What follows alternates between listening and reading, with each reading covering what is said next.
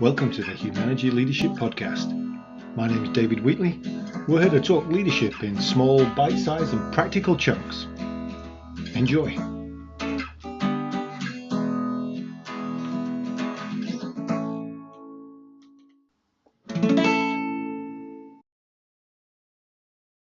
This episode, I just want to talk about handing the keys to somebody. When I talk about this with a lot of clients, it's when they either go on vacation, they leave for a period of time. I have one client that's just introduced the idea of sabbaticals.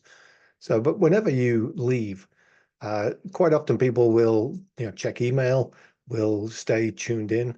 And what I encourage is when you go on vacation, that you actually switch off. And in order to do that, hand the keys to somebody before you leave. And that literal handing the keys and saying, hey, you have got my keys for this period of time, whether it's physical keys or just philosophical keys that are going to go with it. But you're handing your keys to somebody else. So what that looks like is if I'm the director of HR, then I'm going on vacation for 2 weeks.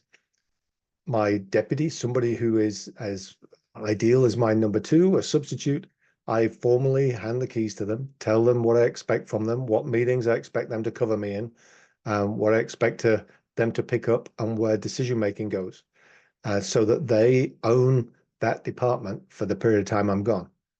Now, this does a few things. One of them is it means that I can switch off, and it's in good hands. Second one is it means that the person I've handed the keys to gets the opportunity to step up, to practice, to see that, to operate at this different level. And the third piece is they get to do the same with their people. So if I'm stepping up, then maybe I need to hand some of my work to somebody else in order to clear the space for me to be stepping up. Now, this does take a little bit of pre-work, bit of preparation, and there's a good investment of time to make sure people are up to speed and know what the expectation is. The other thing that people often say is, but what if? And my but what if is there's only one person that should call you if you've handed the keys over right, and that's that person.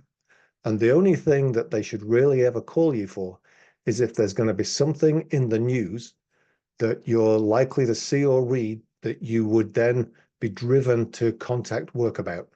So the CEO gets arrested, maybe the director of HR should know about that before they come back from vacation or before they see it on the news. And not that they're going to get involved, but just that heads up to say, hey, you might see this on the news tonight. Just want to let you know, this is what we're doing. This is what we got in place. We've got it. Just wanted to give you that information. But beyond that, it should all be in the hands of the person you handed the keys to. That way you get to take your vacation, you get to come back.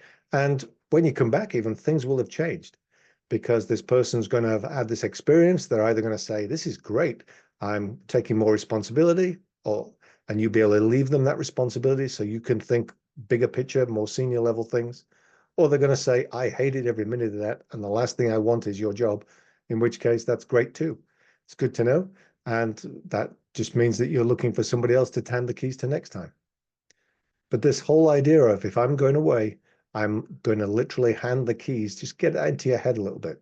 And one example is in 2015, I took 7 weeks off to sail the Atlantic, and it took a bit of preparation, but I came back to a nearly empty inbox. And that's because I'd handed the keys to my inbox to one of my colleagues and said, hey, this is what I want you to do. Respond to people, let them know what I'm doing. And then you're going to put them into two files in my inbox. One of them is, hey, they've been told I'm going to schedule some time with them when I get back.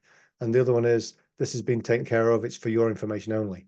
So in about half an hour after I got back, I was able to clean out the this is taken care of box and schedule the meetings with the people that wanted meetings scheduled. Those that hadn't already got on my schedule because my team had taken care of it. But I knew I was going to be gone.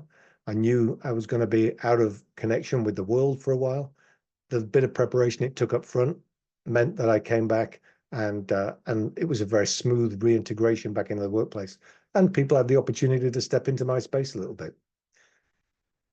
I know it's nearly the end of our vacation period, but as you're coming through the rest of the year and starting thinking into next year, start thinking about who am I handing the keys to and how am I going to make sure that I formally hand those keys over so that I can get on with my own work.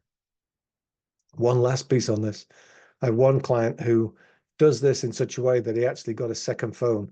He has his personal phone and a work phone, and the formal handing over the keys includes his phone to his deputy, so that then if any calls come into his work phone, he doesn't even get them. They're not there. They're all taken care of by the person who's at work and supposed to be taking care of it. What do you do when you're handing the keys to people? I'd love to know.